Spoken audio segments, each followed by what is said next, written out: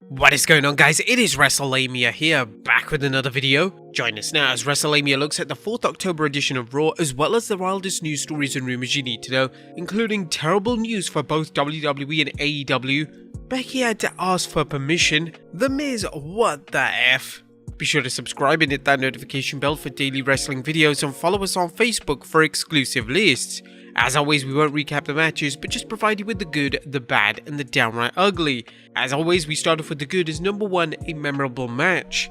Last night's King of the Ring battle between Xavier Woods and Ricochet showed that Ricochet is a true professional. Despite years of being buried, he continues to work hard in every match, and the fans were rewarded with an exciting encounter between him and Woods. Once again, Woods shows that he has promise in singles rank, much like Biggie and Kofi. A King of the Ring win for Woods would be huge, and the only disappointment about last night's tourney was that the fans were denied the chance to see Kofi square off against Woods.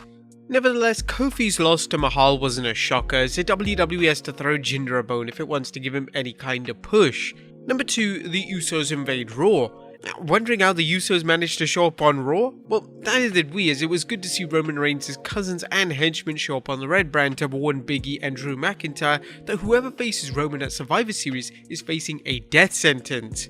It also helped that the Usos lived in San Francisco. But that was the good. What about the bad? Is number 1, Chucky on Raw? Did you guys see last night's segment featuring horror film character Chucky? The 1-minute segment featured America's favourite serial killer possessed doll watching an episode of Raw and providing commentary. As cheesy as this promotional segment was, as USA Network's sister station Sci-Fi is airing a new Chucky series, at least it wasn't as bad as the time Chucky appeared in WCW to taunt Rick Steiner. Ironically, Chucky actually appeared in the 12th October 1998 edition of Monday Night Nitro, so last night's episode almost served as an anniversary.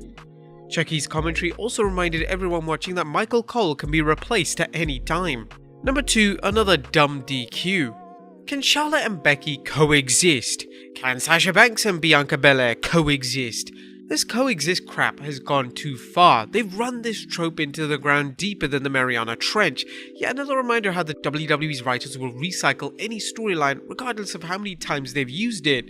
Granted, wrestling is an entertainment medium based on a certain amount of storytelling devices, but that doesn't mean that you go with them every week, or worse, twice in one show, as seen by Biggie and Drew fighting each other despite being on the same team. Number 3, Tata to another tag team. Yeah, you've heard about cancel culture, but this is something similar pervading to the WWE's tag team division. That seems to be the case as Mr. McMahon is saying Tata to yet another tag team, this time the short-lived but promising tandem of Mansoor and Ali. Like many WWE teams, Mansoor and Ali were showing promise, and considering how they weren't doing anything in singles division, pairing them was actually a good idea. Regrettably, WWE couldn't come up with any teams for them to face, so they went down the boring, predictable path of splitting them up. Obviously, they want to book Mansoor for a win in his Saudi Arabian homeland at Crown Jewel, but there was no need to split up Mansoor and Ali. Now we'll have to sit through weeks of Ali and Mansoor wrestling each other on Raw before they end up back on main event. But that was the bad. What about the downright ugly? And we have 2 of them. Number 1, a tame tournament. Our fans have been wondering why the WWE has never gone with a women's tournament a la the King of the Ring, and last night's show confirmed the answer. They can't book a regular women's division decently, let alone add a tournament. On paper, the Queen's Crown tournament was an exciting change of pace to give some time to the WWE's female undercard. However, the WWE has given the women roughly 8 minutes in total in 4 matches. That's not even the time allocated to The Undertaker for his entrances, for God's sakes. Given this treatment, why not retool the Diva Search and call it Queen's Crown Search? And number 2, Raw is bore. Raw's recent streak of entertaining episodes provides a glimmer of hope that the Red Brand was finally taking the competition from Monday Night Football and Dynamite seriously. But not surprisingly, this didn't last long, and last night's episode was incredibly boring, with the entire episode reeking of wretchedness and lazy booking. Now, it's shown it can provide good episodes, but this week confirms that we've been saying for some time now, the Red Brand can't do it on a regular basis. But what did you guys think of Raw last night? Let us know in the comments down below. Now, let's move on to the news.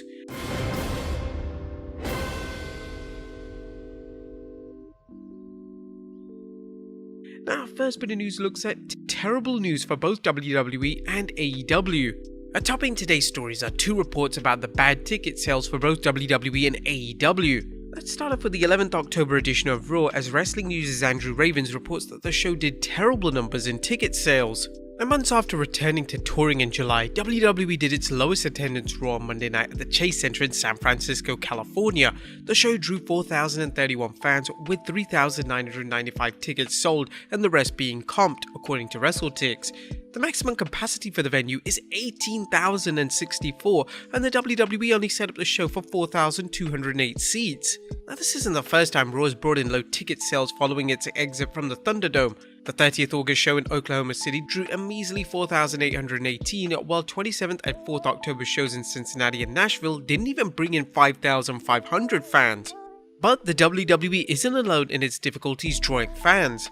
AEW's Rampage show for this Friday is no better, and AEW is trying to entice fans with a Heritage Night promotion. AEW Executive Vice President Cody tweeted, "This Friday in Miami Community Outreach presents Heritage Night. Bring your flag, $10 ticket.